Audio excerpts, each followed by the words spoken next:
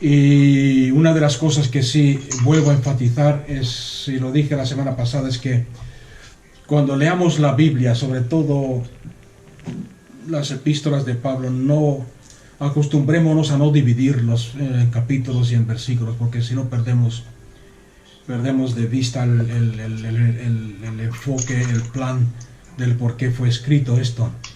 O sea que aquí vemos, estamos en Efesios capítulo 3, vamos a empezar con Efesios capítulo 3. Y no sé si lo habéis leído, si lo estáis leyendo, si estáis meditando en él. Pero por ejemplo, el Efesios 3, el capítulo anterior termina diciendo Efesios capítulo 2, los últimos dos versículos, en quien todo el edificio bien ajustado va creciendo para ser un templo santo en el Señor, en quien también vosotros, hablando a los gentiles, en quien también vosotros sois juntamente edificados para morada de Dios en el Espíritu. Por esta causa, ¿os dais cuenta cómo no hay una pausa, sino que continúa?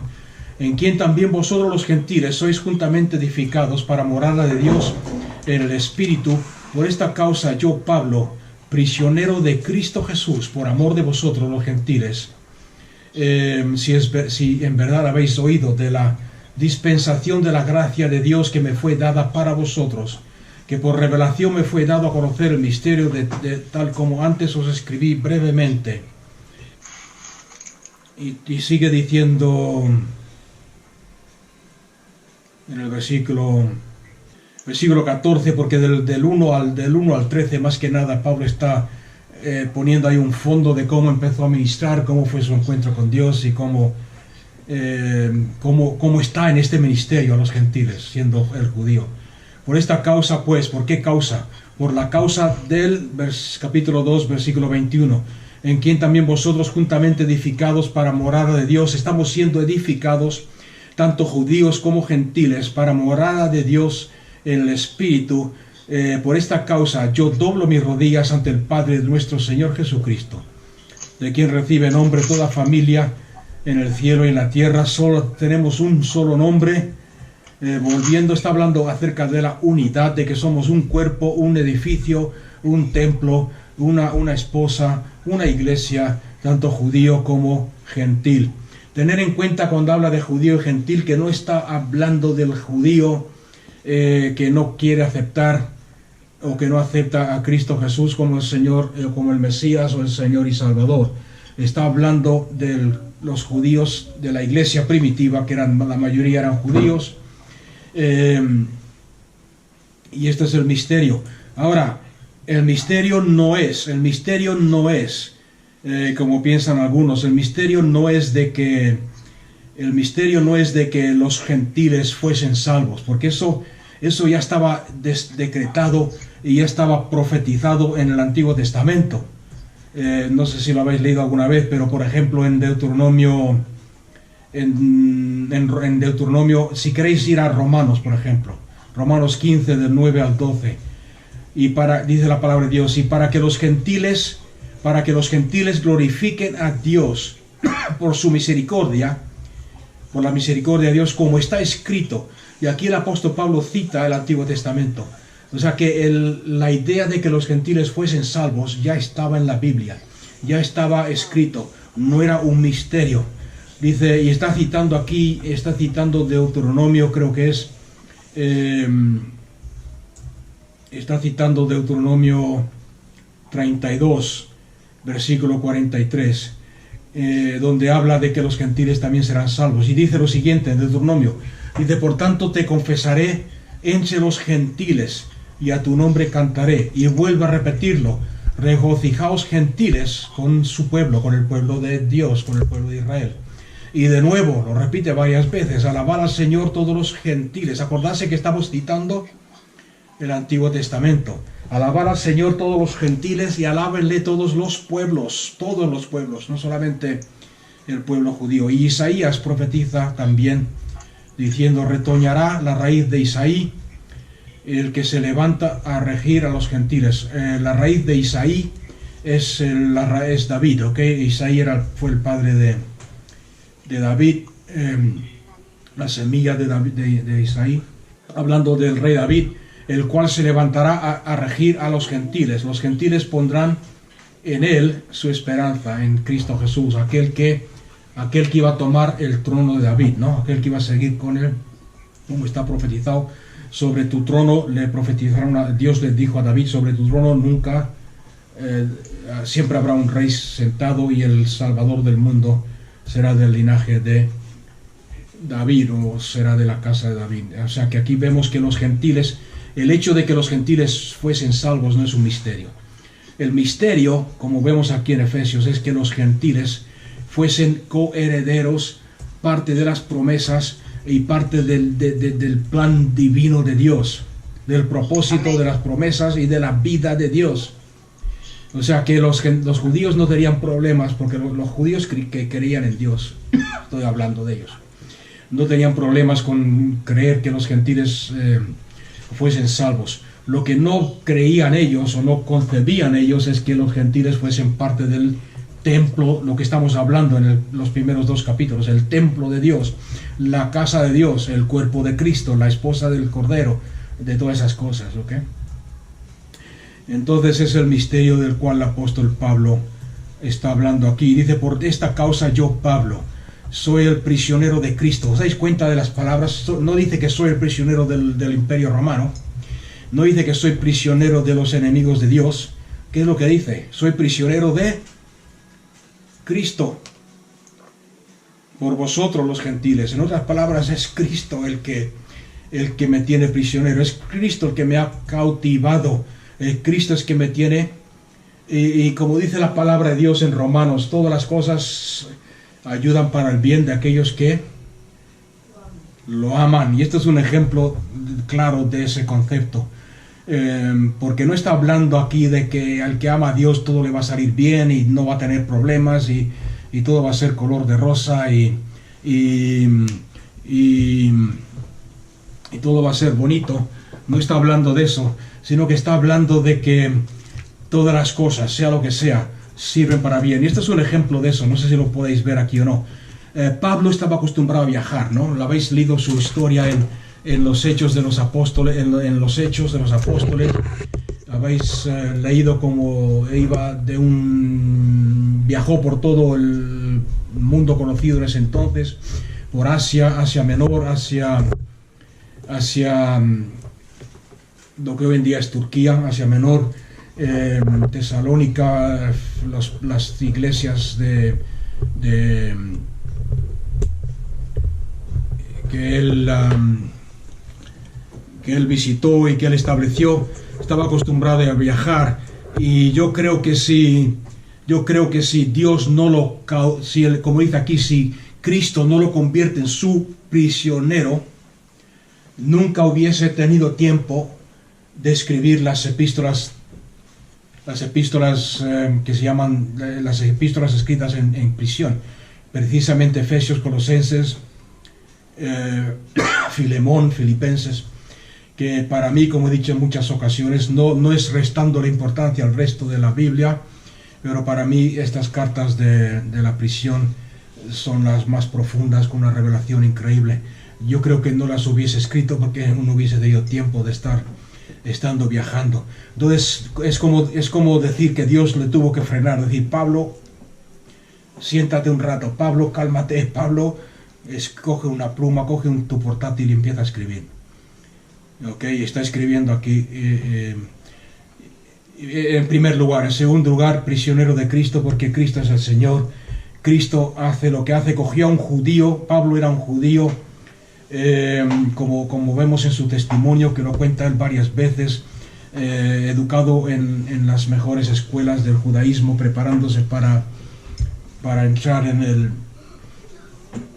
el sistema religioso de los fariseos y tal.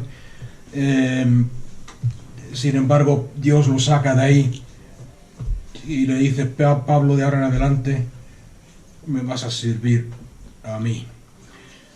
En el versículo 2 habla de la dispensación. Aquí en este caso no está hablando de tiempo, sino de la ley de la casa. La ley de la casa, ¿qué quiere decir? Es una palabra griega que es la palabra oikonomía o oikos. Oikos y nomos. Oikonomos, dispensación. Se traduce como dispensación. Oikos quiere decir casa, nomos, ley. La ley de la casa. ¿Quién es la ley de la casa? El que tiene autoridad sobre la casa, sobre un hogar. Entonces la persona que tiene autoridad sobre un hogar, sobre una casa, es responsable de administrarla, de cuidarla, de protegerla, etcétera, etcétera. Y esa es la palabra que Pablo usa aquí.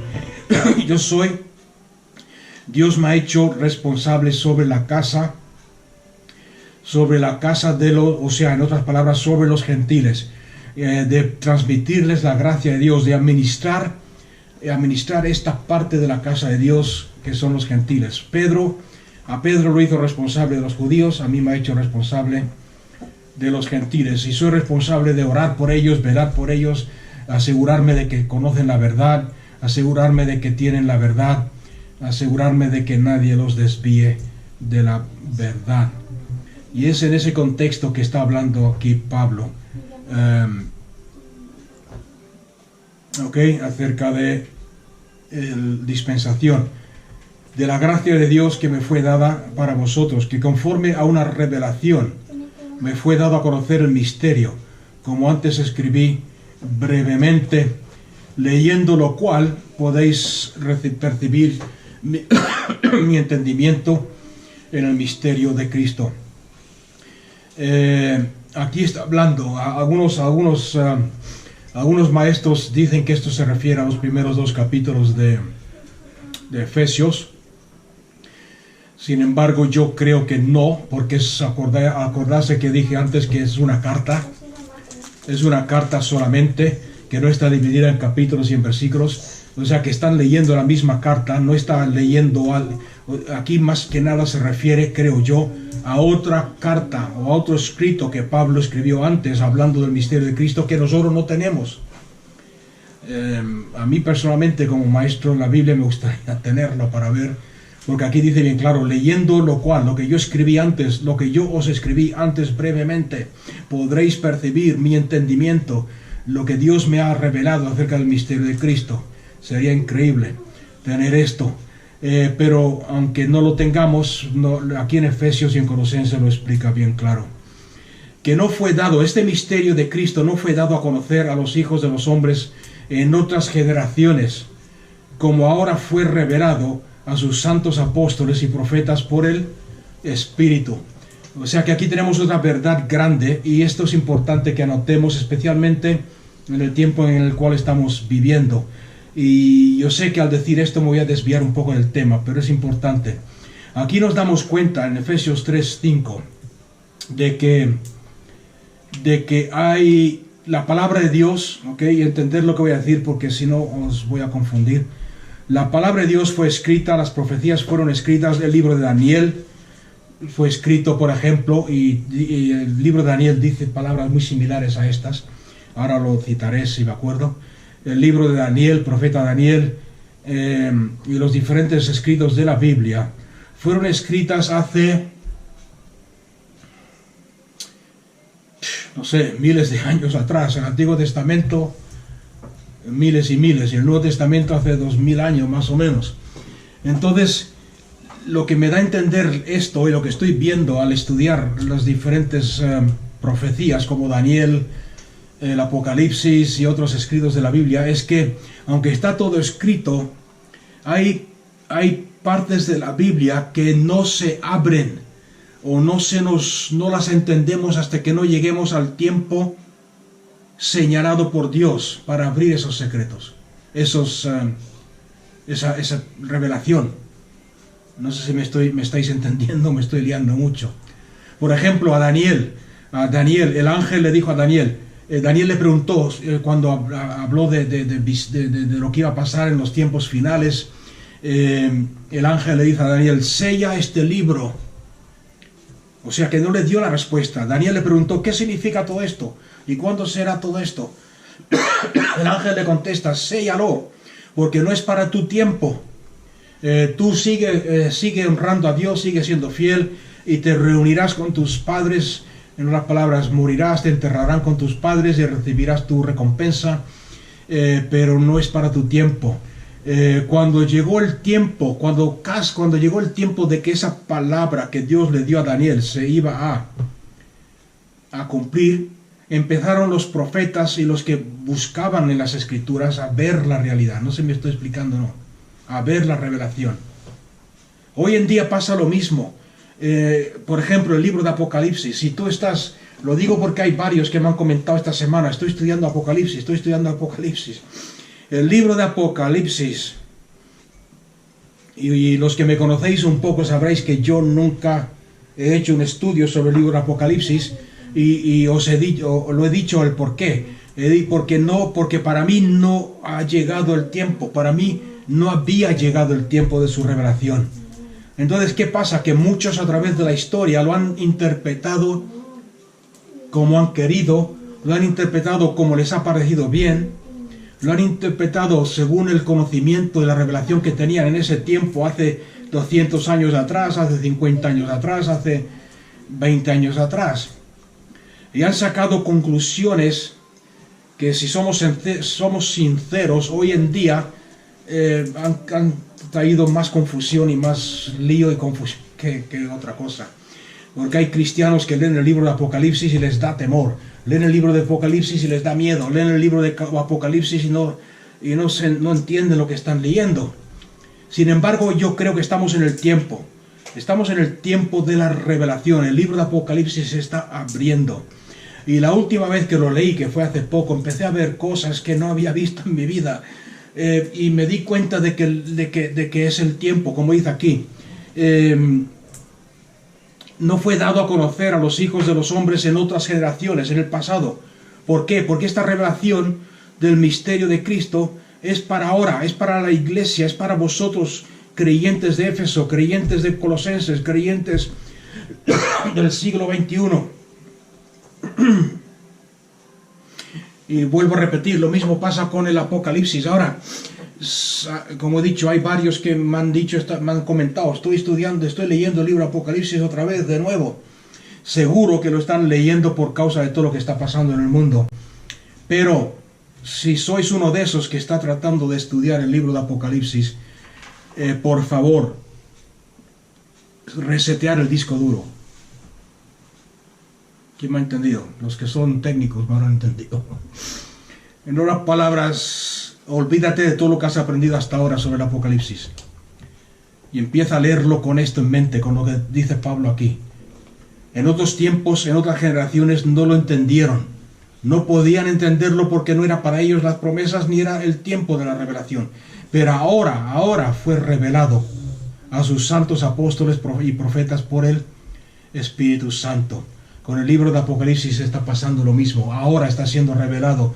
Y si lo estudias dependiendo del Espíritu Santo, te vas a dar cuenta que lo que dice el libro es muy diferente a lo que estamos acostumbrados a escuchar.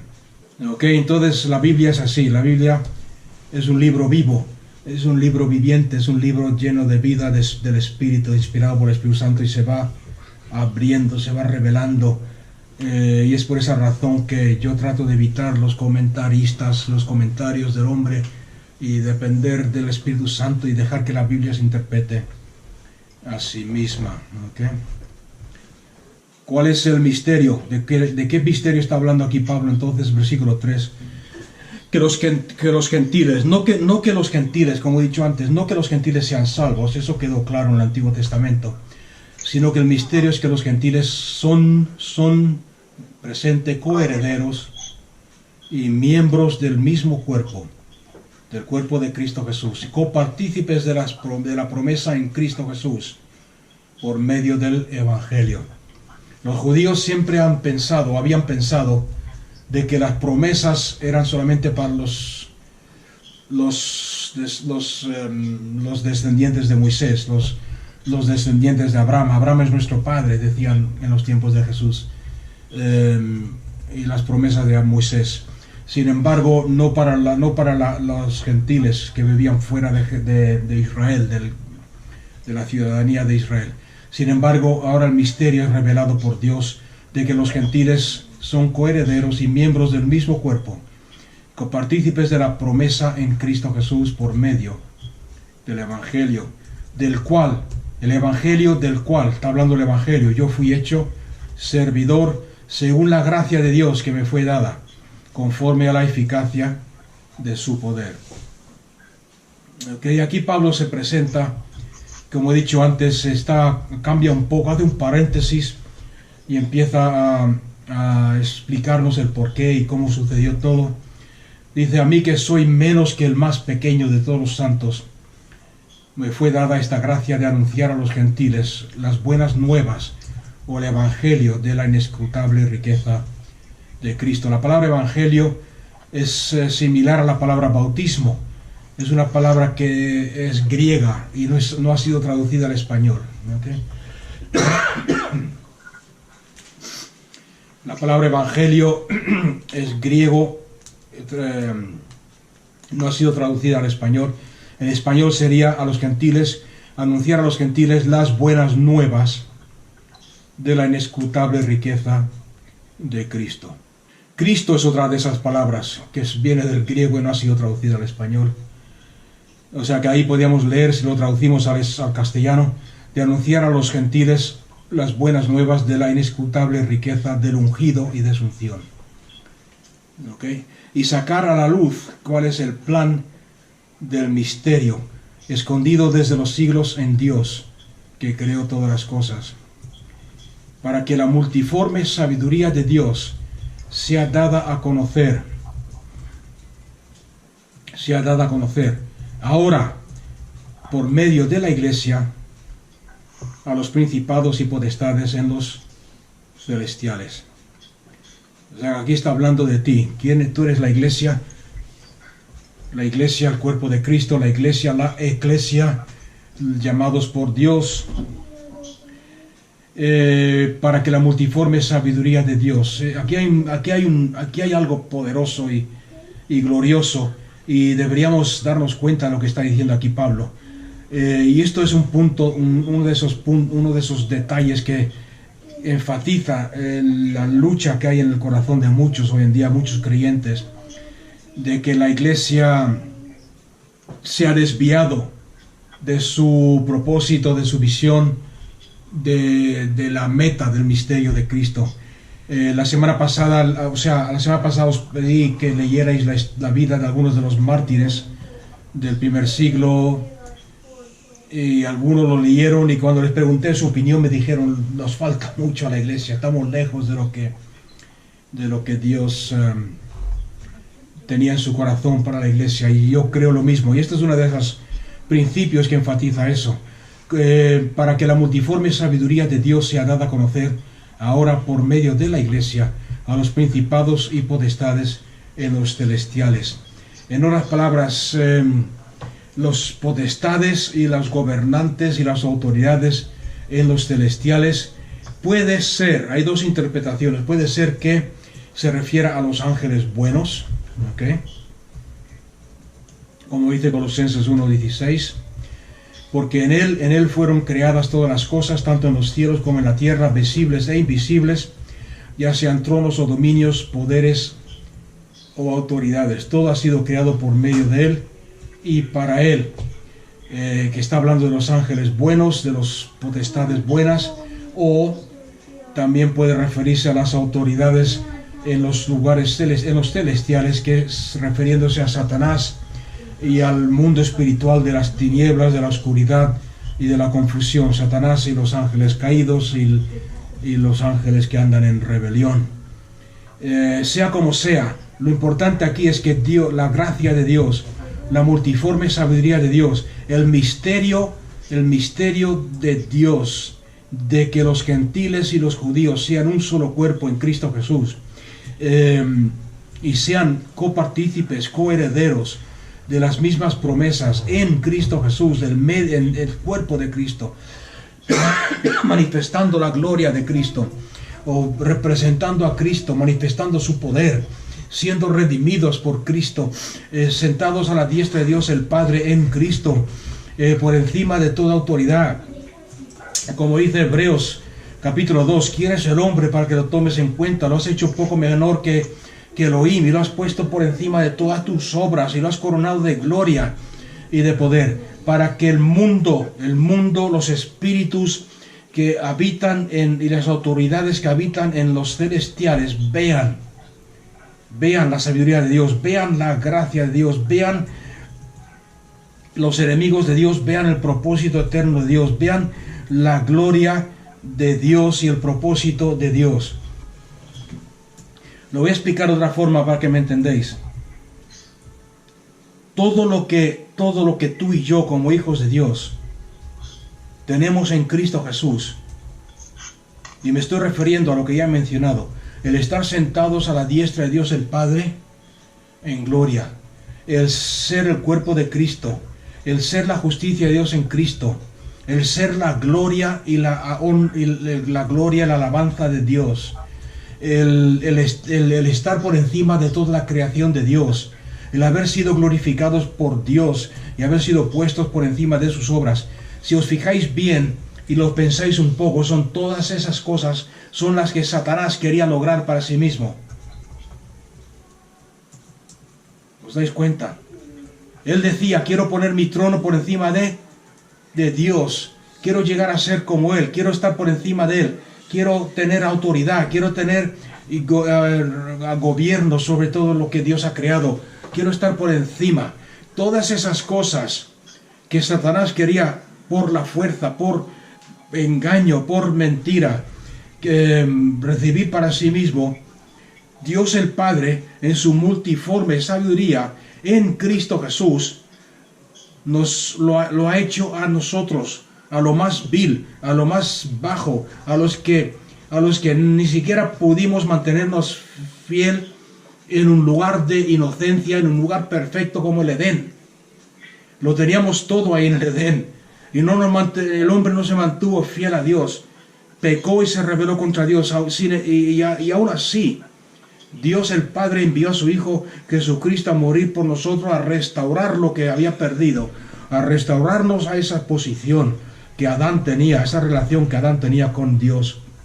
Y no solamente se quedó ahí, sino que en Cristo Jesús manifestó su gracia, su amor, su poder, poniéndonos en un lugar de autoridad que glorifica su nombre, exalta su nombre, todo lo que Satanás buscaba. Y eso es la gracia. Los ángeles lo ven y se admiran, los demonios lo ven y no se lo creen, se echan la mano a la cabeza y dicen, ¿cómo es posible? ¿Cómo es posible? Lo que nosotros no hemos podido conseguir por la fuerza, Él lo ha hecho por amor, Él lo ha hecho dando su vida por la gente. Y eso es lo que aquí está hablando. La sabiduría de Dios sea conocida a través de la iglesia. Entonces, ¿cuál es nuestra responsabilidad? Mostrar eso, vivir esa realidad. En otras palabras, no vivir esclavos de Satanás, no vivir bajo el señorío de Satanás, aunque digamos que somos cristianos, y no estoy dudando el hecho de que hayas nacido de nuevo y que creas en Cristo Jesús y que seas creyente, pero el hecho de que estemos viviendo nuestra vida como cristianos por debajo de todas estas promesas que Dios ya nos ha dado, como vimos en el capítulo 2 la semana pasada, le estamos glorificando a Satanás. No sé si me entendéis o no. Estamos sentados en lugares celestiales por encima de todos estos principados. Sin embargo, vivimos como si estuviésemos pisoteados por Satanás, viviendo en temor, viviendo en necesidad, viviendo con enfermedades, viviendo atados a este mundo, viviendo de la misma forma que vive la gente que no tiene esperanza ni esperanza en un Dios como el nuestro. Entonces, ¿qué tenemos que hacer? Darnos cuenta de lo que Dios ha hecho en Cristo, darnos cuenta de lo que somos, darnos cuenta de la victoria, darnos cuenta de quién somos en Cristo Jesús. Y fijarse bien que no estoy diciendo quién somos en nosotros mismos, porque nosotros mismos no somos nada. Es quién somos en Cristo Jesús, qué es lo que Él ha hecho, qué es lo que ha logrado, qué es lo que el amor de Dios ha conseguido restaurarnos al propósito de Dios. Amén. Y esto es lo que hace falta. Y sobre todo en tiempos de persecución, sobre todo en los tiempos que estamos viviendo hoy en día. Estamos viviendo en tiempos donde hay confusión, mentira. Los gobiernos ya no se puede confiar en ellos. El hombre no se puede confiar en el hombre, no se puede confiar en la medicina y en la ciencia, no se puede confiar.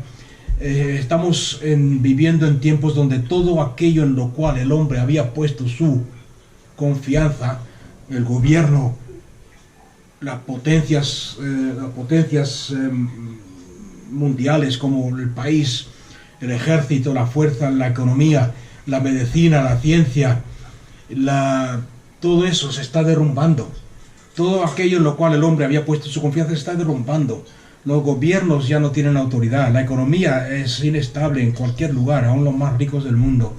El hombre nos falla, aún los líderes de la iglesia, aquellos que hemos respetado, que hemos hecho caso de ellos y que hemos escuchado, están cayendo y fallando por el temor a lo que está pasando, por temor al hombre, por temor a lo que se avecina. ¿Y por qué estoy diciendo esto? Porque necesitamos ver en quién debe estar nuestra esperanza. Tenemos que ver quién es el que nos ha redimido. Tenemos que ver que aunque vivamos o muramos, la victoria ya es nuestra. La victoria ya es nuestra. ¿Por qué? Porque estamos sentados con Cristo en los lugares, en los celestiales. Somos más que vencedores. Somos más. Y esto es lo que Satanás y sus ángeles, incluso como dice la Biblia, Colosenses, los ángeles no entienden. No pueden entender. ¿Cómo es posible, Satanás y sus ángeles, cómo es posible que estamos matando a los creyentes, los estamos entregando a los leones y a las bestias, le estamos robando todo lo que tienen, quitándole todas sus posesiones, y siguen creyendo en Dios, siguen honrando a Dios y no reniegan contra el nombre de Cristo, no niegan el nombre de Dios? ¿Cómo es posible? Y hasta que se dieron cuenta, porque Satanás no es tonto, hasta que se dio cuenta de que mientras más creyentes mataba, más creyentes salían, nacían de nuevo. Entonces, ¿qué hizo? Cambió la estrategia, que es quizás lo peor que hizo en la vida de la iglesia. Cambió la estrategia y recibimos libertad. Libertad empezaron a convertirse al Señor gente con influencia, gente tal, y empezó la persecución a quitarse, a disminuir, y libertad religiosa, etcétera, etcétera. Digo que es peor, ¿por qué? Porque ha producido una iglesia apática, una iglesia que en vez de querer moldearse a Cristo, quiere moldearse y parecerse al mundo. En vez de querer ser reconocida como cristianos, como lo llamaron a los cristianos, a los seguidores de Cristo, quieren ser reconocidos por el sistema humano y por el mundo. Amén. Está claro. Y este es el propósito de Dios a través de todas las edades, que Dios, conforme al propósito de las edades que hizo en Cristo Jesús nuestro Señor. ¿En quién? En Cristo Jesús. En Cristo Jesús tenemos seguridad y derecho de entrada con confianza por medio de su fe. Por tanto pido que no desmayéis a causa de mis tribulaciones por vosotros, los cuales son vuestra gloria. O sea que aquí vuelvo a repetir Pablo lo que he mencionado al principio. No desmayéis a causa de que yo esté, por el hecho de que yo esté en la cárcel. ¿Por qué? Porque sirve para vuestra gloria, porque estar aquí en la cárcel me ha dado tiempo de escribir estas cartas, de concentrarme en el propósito de Dios, que es el que Cristo sea conocido en todo el mundo. Amén. Y volviendo al tema, vuelvo al tema, Cristo el misterio, Cristo, los gentiles son coherederos con Cristo. Por esta razón, dice, por esta razón yo doblo mis rodillas ante el Padre, de quien recibe nombre toda familia en los cielos y en la tierra, para que os dé conforme a la riqueza de su gloria, conforme a la riqueza de su gloria, no de nuestra habilidad, no de nuestro entendimiento, sino su gloria, el ser fortalecidos con poder en el hombre interior. El hombre interior es nuestro espíritu que ha nacido de nuevo por medio de su espíritu. O sea que el Espíritu Santo está en nuestro espíritu, es uno, se une con nuestro espíritu, fortaleciéndonos con la vida y la energía de Cristo Jesús, para que todos nuestros para que toda nuestra motivación, todos nuestros deseos, todas nuestras emociones, todos nuestros sentimientos, todos nuestros sueños, todos nuestros pensamientos y propósitos, mientras más dejamos que nuestro espíritu sea fortalecido por el Espíritu de Dios que está en nuestro interior, todas esas cosas que tienen que ver con nuestra alma, motivaciones, deseos, sentimientos, emociones, pensamientos, sean puestos bajo la influencia y la dirección del Espíritu Santo. Amén. Y mientras más estamos bajo la influencia del Espíritu Santo, más va a ser el poder de Dios manifestado a través de nosotros. ¿Por qué? Porque el Dios se va a manifestar a través de su Espíritu. El Espíritu siempre va a glorificar a Cristo. Y mientras más sometidos estamos al Espíritu Santo, más libertad, si queréis decirlo así, tiene Dios de manifestar más de su poder a través de nosotros. O sea que nos conviene dejarle libertad al Espíritu Santo, someternos al Espíritu Santo, decirle: Espíritu Santo, tú eres mi Señor, tomarlo en cuenta en todo, aprender de Él, dirigirse a Él, hablar con Él, para dejar que Él haga la obra en nuestras vidas, para que Él pueda quitar todo lo que molesta y estorba. ¿Para qué? Como sigue diciendo aquí el apóstol Pablo en Efesios,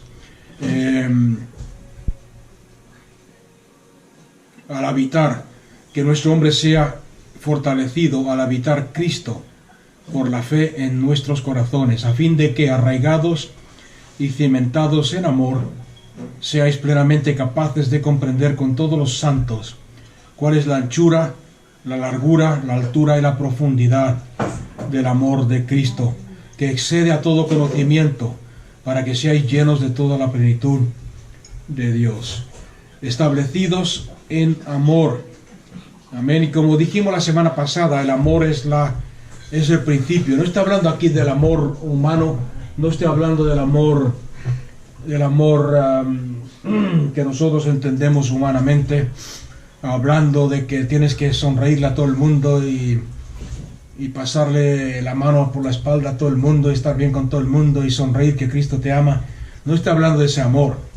Estoy hablando del amor que perdona al que no se merece el perdón, del amor que acepta al que no se merece ser aceptado, el amor que es de Dios, el mismo amor que demostró hacia nosotros, siendo aún pecadores. Dios nos amó de tal forma que entregó a su Hijo a morir por nosotros en la cruz del Calvario. Amén.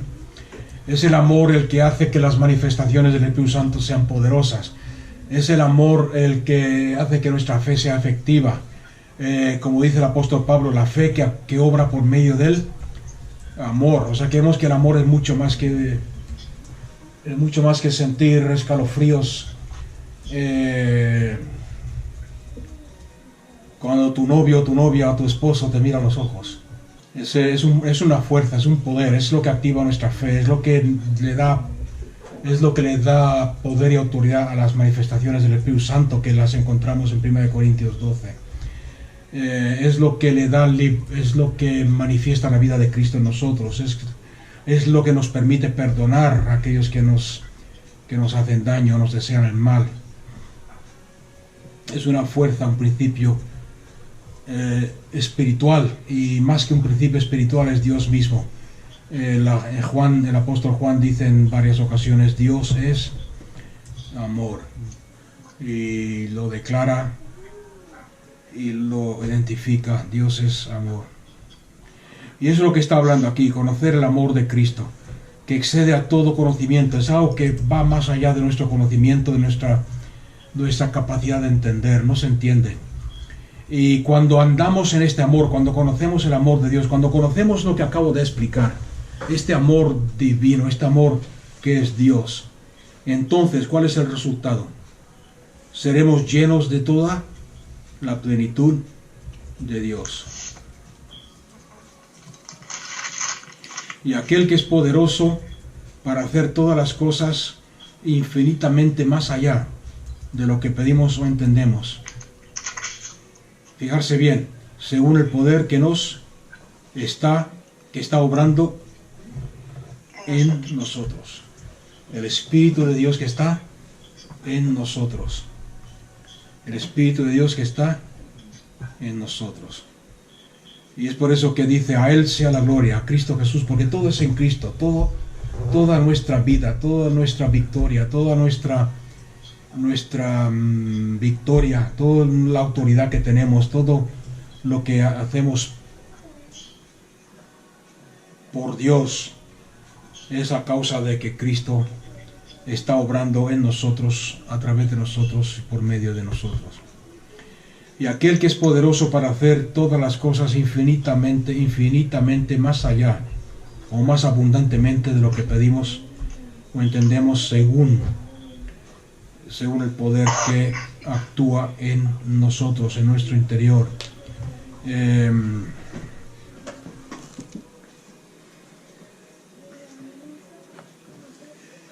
La Biblia de las Américas lo dice literalmente, y aquel que es poderoso para hacer todo, mucho más abundantemente de lo que pedimos o entendemos, según el poder que obra en nosotros. A Él sea la gloria en la Iglesia y en Cristo Jesús, y por todas las generaciones, por los siglos de los siglos. Amén. A Él sea la gloria, a Él la gloria.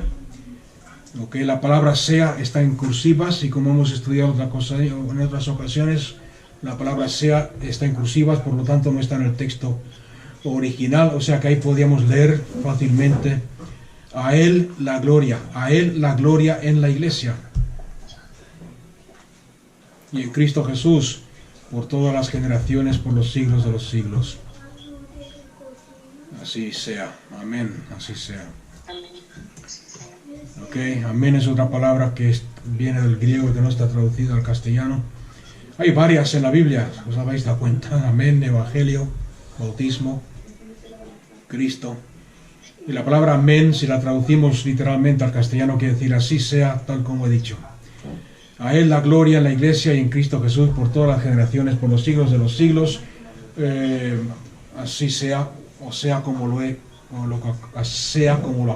que acabo de decir, que así sea. Con el capítulo 4 entonces, y vemos de que todo continúa, ¿ok? Olvidarse del capítulo 4, olvidarse de los versículos. A él la gloria en la Iglesia, en Cristo Jesús, por todas las generaciones, por los siglos de los siglos. Amén. Yo pues, teniendo en cuenta esto, yo pues, prisionero del Señor, os ruego que viváis de una manera para que todo esto sea realidad, digna de la vocación o del llamado con que habéis sido llamados. ¿Os acordáis que dije al principio de este estudio de Efesios que casi todas las cartas, por no decir todas, de Pablo están divididas en dos partes, ¿no? Están divididas, los primeros capítulos normalmente son doctrina, enseñanza, o teoría, si queréis llamarlo así, y la última parte es lo práctico. Entonces aquí, en el capítulo 4, empieza la parte práctica. En otras palabras, después de haber entendido todo lo que hemos entendido, de que los gentiles son coherederos en Cristo, de que son partícipes del cuerpo de Cristo, son parte del edificio en el cual habita el Espíritu Santo y la presencia de Dios, de que no solamente van a ser salvos y van a estar con Dios algún día en el futuro, sino que son partícipes de la naturaleza de Cristo, de Dios, parte de su edificio, parte de su iglesia, parte de su templo, parte de su cuerpo, de que Dios nos ha dado autoridad, nos ha sentado en lugares celestiales en Cristo, nos ha puesto para gloria de Dios como testimonio ante todos los poderes y principados en lugares celestiales.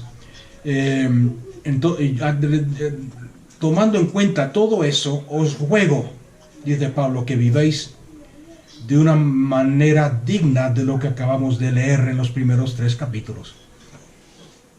Siendo el cuerpo de Cristo, siendo su templo, siendo su gloria, de la vocación con la que habéis sido llamados. Y aquí nos da algunas cosas que tenemos que vivir para que lo que menciona en el capítulo 1, 2 y 3 sea realidad. Empieza diciendo para que con toda vivir de acuerdo a lo que hemos estudiado, con toda humildad y mansedumbre, con paciencia.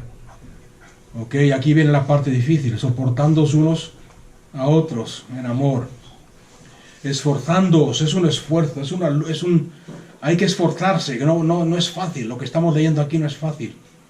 Esforzándoos por preservar la unidad del Espíritu en el vínculo de la paz. O como dice en otras traducciones, en la Biblia de las Américas dice en el vínculo de la paz. En el texto original dice con el vínculo de la paz. O sea que la paz es el instrumento, es lo que nos une, son las ligaduras que hacen que sea posible todo lo que hemos visto antes.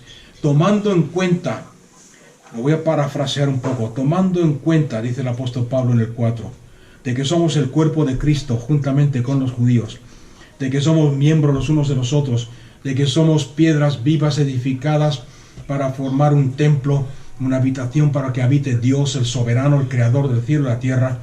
Tomando todas estas cosas, esforcémonos por mantener esa realidad de que somos todos un cuerpo, de que somos todos un edificio, de que el ladrillo que está debajo de mí me apoya a mí, porque si no estuviese el ladrillo debajo de mí, yo me caería. ¿Está entendiendo alguien? Y a veces el ladrillo que está debajo de nosotros nos cae mal. Como hemos leído unos versículos anteriores, soportándonos unos a otros en amor. Esa palabra soportar quiere decir afirmándonos. El ladrillo que está encima de mí es mi responsabilidad, asegurarme de que no caiga. Porque si yo estoy debajo de ese ladrillo y ese ladrillo está encima de mí, yo que estoy debajo tengo, como dice la palabra en Gálatas, dice los débiles en la fe, los débiles, los fuertes en la fe, los que os creéis fuertes en la fe, apoyar y levantar a los que son débiles en la fe, no discutiendo sobre temas de fiestas y de días especiales y de arbolitos de Navidad y de comidas o no comidas, sino soportando el fuerte soporte al débil, porque es el ladrillo que está encima de ti, y si tú no lo estás soportando, la casa, el templo de Dios se viene abajo. El cuerpo de Cristo no funciona. Yo puedo tener un cuerpo, ser muy fuerte, hacer mucho ejercicio, ser muy fuerte, tener un buen físico, tener mucha energía y muy fuerte, pero si me falta el, ¿cómo se llama este dedo? El pulgar. Si me falta el pulgar, aunque sea muy fuerte y tenga mucha energía, y tenga mucha fuerza, muchos músculos, si en este pulgar ya no puedo hacer nada. No puedo coger bien la taza de café. ¿Me entendéis o no? No puedo, en el WhatsApp no puedo decir bien, porque me falta el pulgar. No puedo coger la taza de café, no puedo hacer un montón de cosas. Lo mismo pasa en el cuerpo de Cristo. Y es por eso que el apóstol Pablo le empieza aquí con lo práctico. ¿Cómo se vive esto de que somos un cuerpo? ¿Cómo se vive esto de que somos un templo? ¿Cómo se puede hacer realidad? Y nos dice con toda humildad y mansedumbre, con toda humildad y mansedumbre, con paciencia, soportándoos unos a otros, en amor, esforzándoos por preservar la unidad del Espíritu, con el vínculo de la paz. Y después dice todo lo que acabo de decir yo. Hay un solo cuerpo, un solo Espíritu, un solo Señor. ¿Dónde estamos? En el versículo 4. Porque un cuerpo, un Espíritu, como también fuisteis llamados en una esperanza de vuestro entendimiento, un Señor, una fe, un bautismo, un Dios y Padre de todos, quien es sobre todos y a través de todos y en todos. O sea que vemos aquí que no es un cuerpo, ¿ok? Un cuerpo. Y aquí no está hablando de una iglesia local, una iglesia. ¿Por qué? Porque todos pensaríamos, la mía, como dicen algunos. Hay algunos que me lo han dicho, lo dicen. La mía es la única que tiene la verdad. La mía es la perfecta. La mía es donde si no eres miembro de la mía, no eres cristiano. Aquí no usa la palabra iglesia. Aquí usa la palabra cuerpo. Un cuerpo, un espíritu. Como también fuisteis llamados en una esperanza de vuestro llamamiento, un Señor, una fe, un bautismo. El bautismo no está hablando del bautismo en agua. Ok, eso tiene que quedar claro. ¿Y por qué lo sé? Porque está hablando de cosas, un cuerpo. ¿Qué es un cuerpo? Está hablando de un cuerpo físico o un cuerpo espiritual. Un cuerpo espiritual. Un espíritu, ¿es un espíritu físico o un espíritu? Espíritu es espíritu, lo dice bien claro, ¿no? Es espiritual. Un Señor, el Señor es espíritu. Una fe ¿qué es? Un principio espiritual. Entonces, ¿por qué menciona varias cosas que son aspectos espirituales y después, como algunos piensan, menciona el bautismo que es físico? O sea, que no está hablando de un bautismo físico, está hablando de algo espiritual. El bautismo, como he dicho antes, es otra de esas palabras griegas que no está traducida al castellano. Bautismo quiere decir literalmente el ser introducido dentro de. El ser introducidos dentro de. O sea que, ¿de qué está hablando aquí? Está hablando de, vamos a traducirlo al castellano. Un cuerpo, un espíritu, un Señor, una fe, un introducir dentro de, un Dios y Padre de todos. ¿Dentro de quién? En el contexto de esta carta de Pablo, ¿de quién está hablando?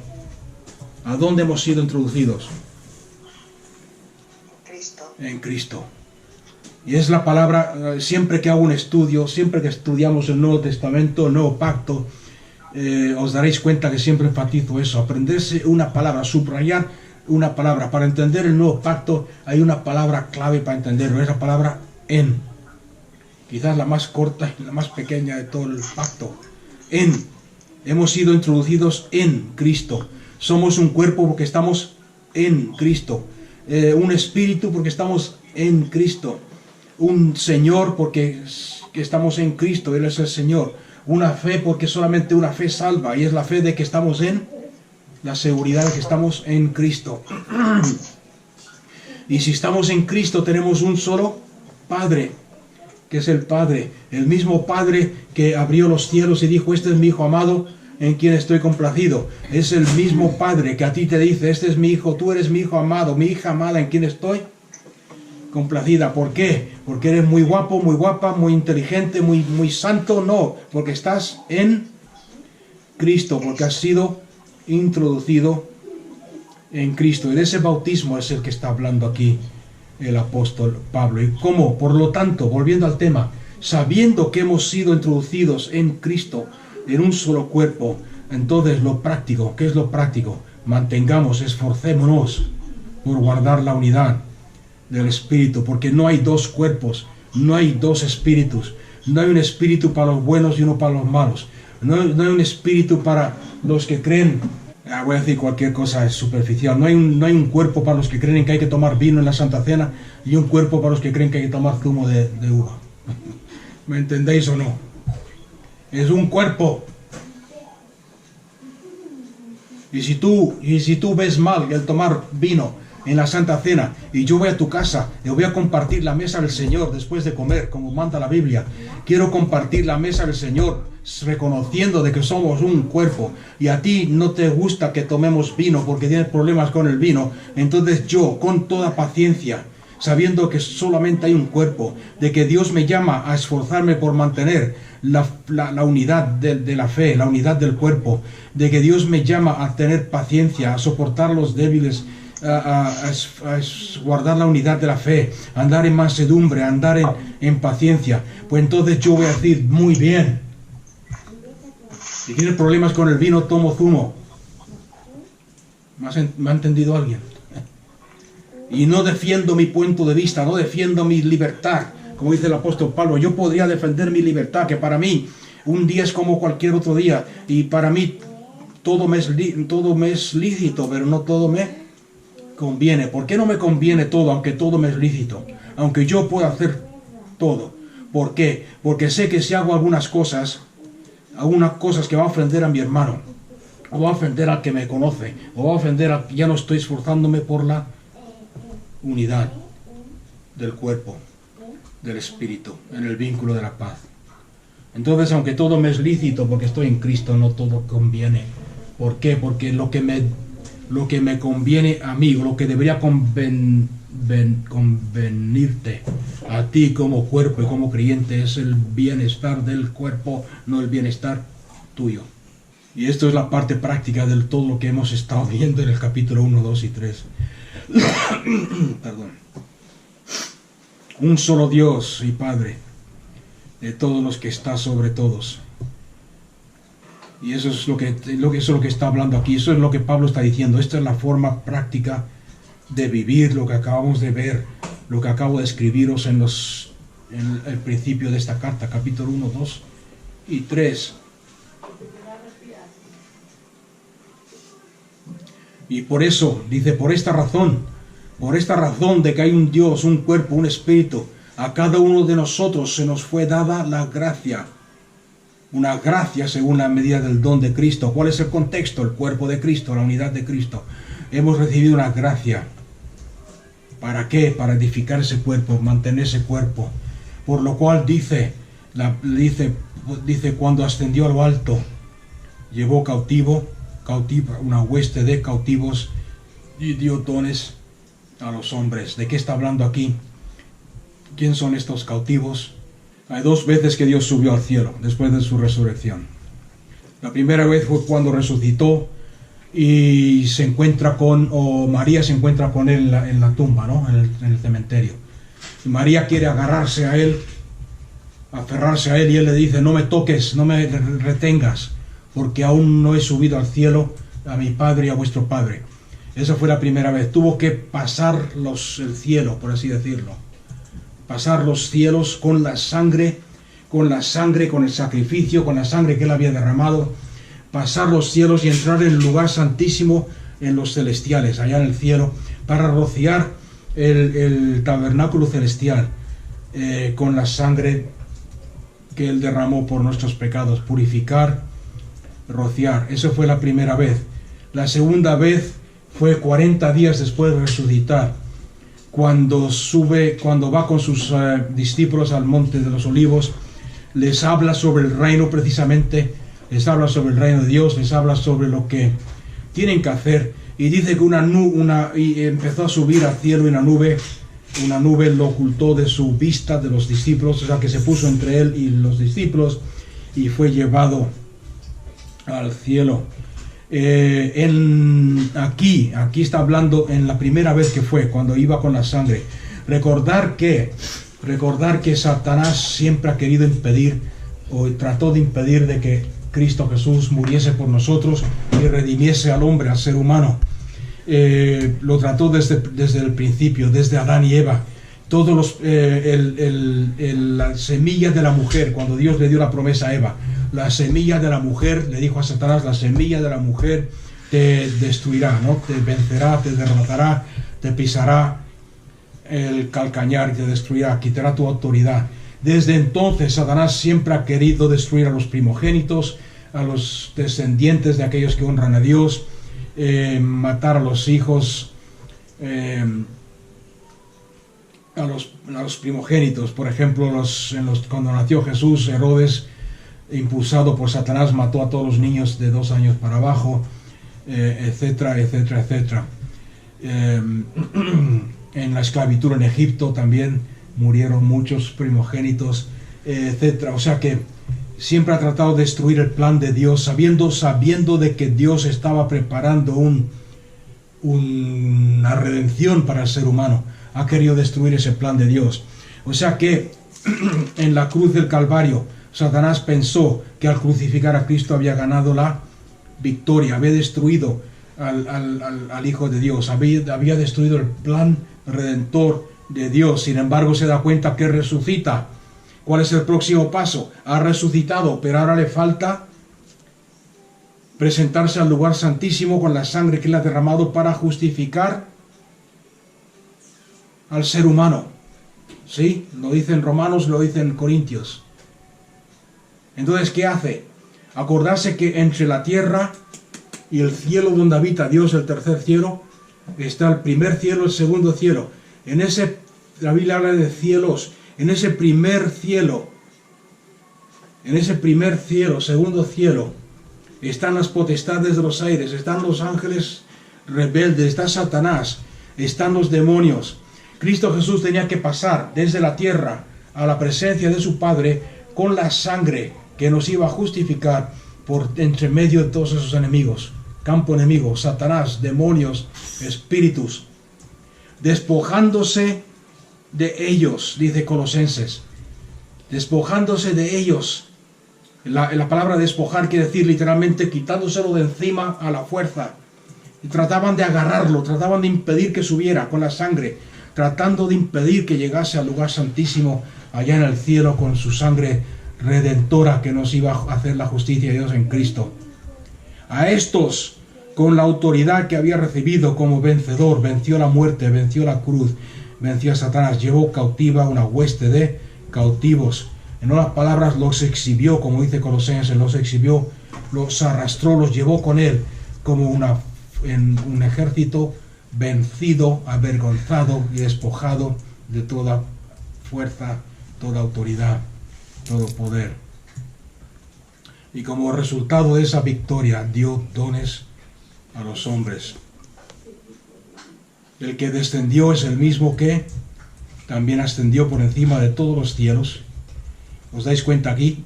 Por encima de todos los cielos, plural, más de uno, para llenarlo todo en todo. Y él dio dones. Ahora, estos sí son dones. Los de 1 Corintios 12 son manifestaciones del Espíritu Santo, pero aquí está hablando de dones. Dones, regalos a la iglesia. A unos apóstoles dio el regalo de un apóstol, a otros el regalo de profeta, a otros regaló a la iglesia a los evangelistas, regaló a la iglesia a los pastores y maestros. ¿Para qué? ¿Para qué le dio Dios a estos regalos a la iglesia? Para equipar a los santos para la obra del servicio, para la edificación del cuerpo de Cristo, hasta que todos lleguemos a la unidad de la fe y del conocimiento pleno del Hijo de Dios, a conocer a Cristo Jesús plenamente, conocer a Cristo Jesús tal como es.